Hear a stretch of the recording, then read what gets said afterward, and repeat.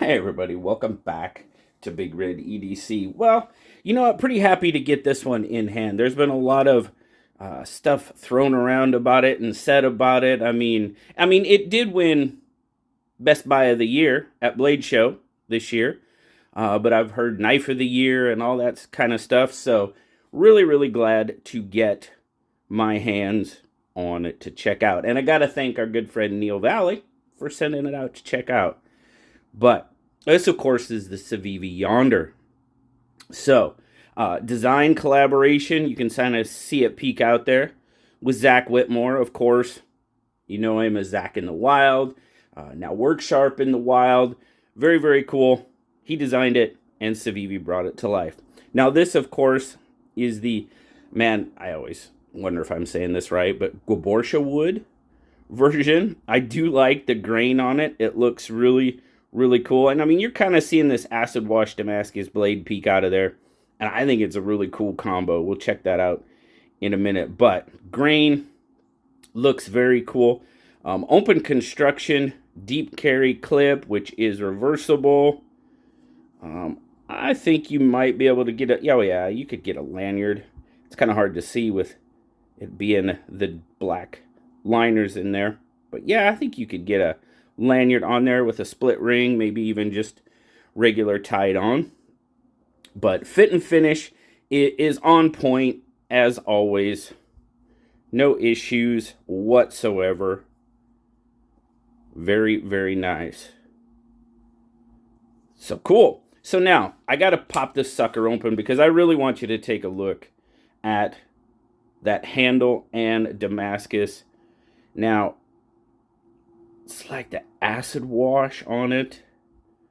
It's kind of a cool pattern. You got kind of like a splatter pattern going on up here. I don't know. I think it looks kind of cool. I mean, I know not everybody digs Damascus, and that's cool. But I think with that acid wash, black wash, whatever you, I'm not 100% sure. I didn't see it say it's flat ground blade, but I think it looks pretty good. Now they're calling it a spay blade, which, hey, okay. It's not too often we see this sort of reverse tanto-ish blade called the spay blade, but I like it. I like it. Got a nice little belly on it, for sure. Let's see, thumb studs. Thumb studs are pretty well out of the cutting path. Of course, it's crossbar lock, very smooth. Very smooth. Absolutely. So, all right, spec check. Quick spec check. What do we got? So, let's go over here. And we're looking at just under 7 inches, a little over 6.5. Yep. About 4 3/4 on the handle, which is going to give us right about 2 3/4-ish on the blade. Cutting edge is right there. Pretty much a full cutting edge, a little short, maybe by 1/4 of an inch or so.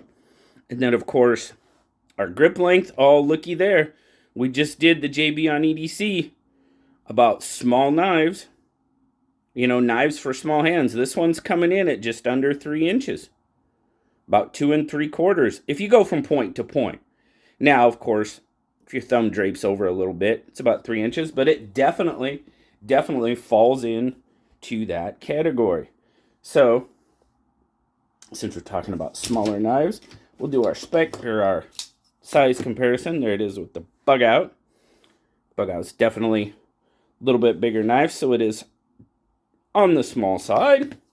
And, well, we'll just throw the PM2 out there. We know the bug out's bigger. The PM2 is definitely going to be bigger. There you go. There it is. We'll get a weight on it.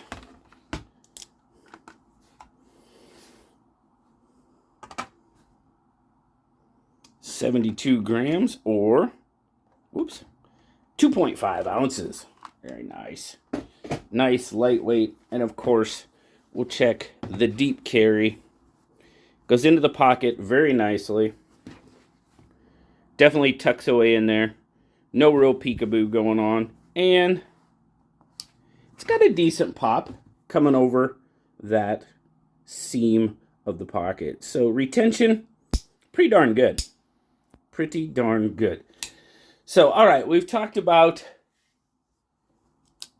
the overall fit and finish, which, yeah, we Civivi, Sun Cut, not an issue. It never has been. Action is very solid, 100%. I mean, it's super smooth, super smooth. Now, ergos. I can feel the clip a little bit right there. Nothing major. Back here, I guess, too, a little bit. Nothing too terrible. Really wouldn't call it a hot spot. I just know it's there. So, I really dig the combo of the scale and the blade. That looks terrific. That looks really good. Knife of the year. I think that's probably a stretch, honestly. I mean, that's totally subjective. I mean, my knife of the year is going to be something completely different than 43 other people. Is it a good knife? Absolutely. It's got pretty darn good ergos. The action is fantastic. Fit and finish is good for sure. But yeah, knife of the year, probably not for me. Very good knife, without question. I mean, the bearings are so smooth in there. Ceramic bearings, a crossbar lock works well. And it's coming in at right about 80 bucks. Of course, that Damascus is going to bump up your price a little bit.